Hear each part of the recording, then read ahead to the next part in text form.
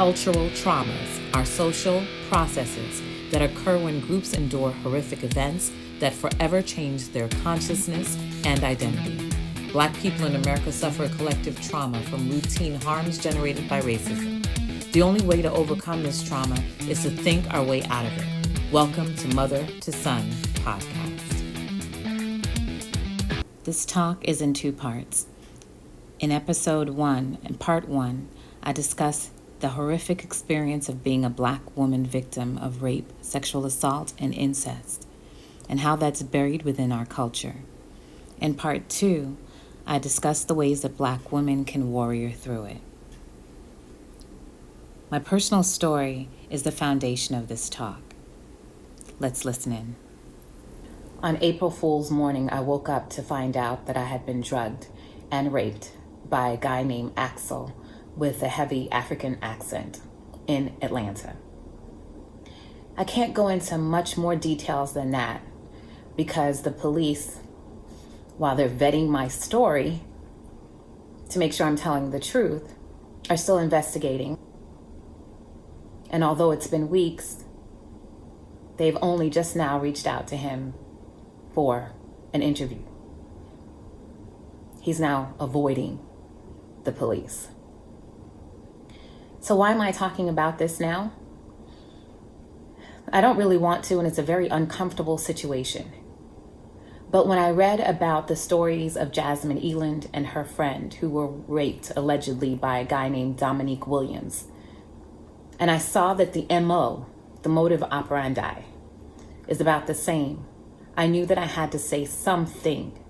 Because what it seems like is there's an epidemic in the city of Atlanta when it comes to Black women in our bodies and Black men taking advantage of us by drugging us, making it look as though we want to be with them or we are with them, and then raping us, especially when we're unconscious. And then I read more stories about the many, many women this may have happened to in the city of Atlanta. But because we're made to feel like we wanted it, we either put ourselves in a position to get raped, or maybe we just drank too much. That there are countless numbers of women who are not coming forward and who are not exposing these men. And so they go and they do it again and again and again. In fact, the afternoon I was sitting in Grady's Rape Crisis Center, the officer came in and apologized for being late. He said he had 2 other women with very similar stories to mine. But by the time he interviewed them, they decided that they weren't going to prosecute. Maybe, they said, maybe we were wrong. Maybe we just drank too much. So before I go any further, let me share a little bit about this drug that is commonly used called GHB, also nicknamed the date rape drug. I spoke to investigator Doug Belisle, a criminal investigator, and Dahlia Racine, an advisor from Aquinas, the prosecutor's resource for violence against women. GHB is most often in form of a liquid, and some combinations of drugs, including Ambien, can have the same effect as a GHB. But it's usually liquid, slipped into a drink. Within minutes of being slipped into your drink, you have a feeling of drunk and euphoria. Doug Belisle gives an example and says, if I gave you that drug and I'm sitting next to you at a bar, even though you're probably not very interested in me, I could probably have you kissing me, having you hug me, and eventually I could rape you.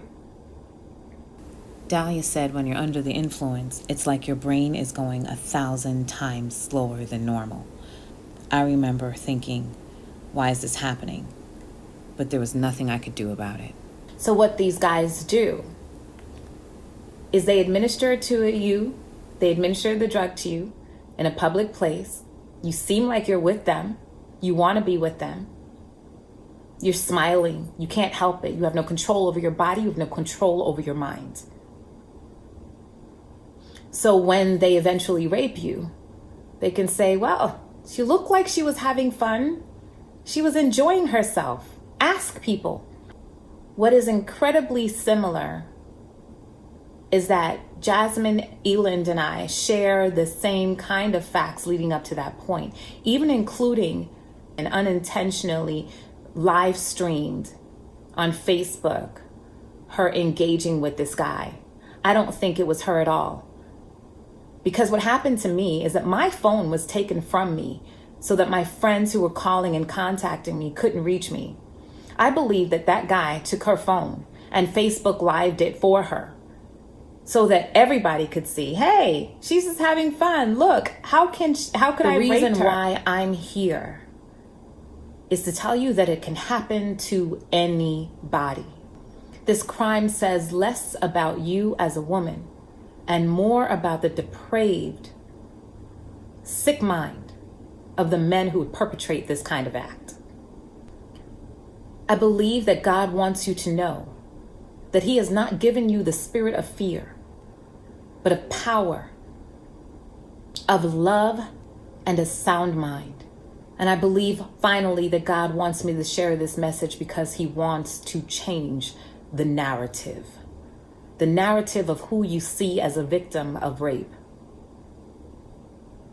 and a narrative of the kind of conversation we're going to have.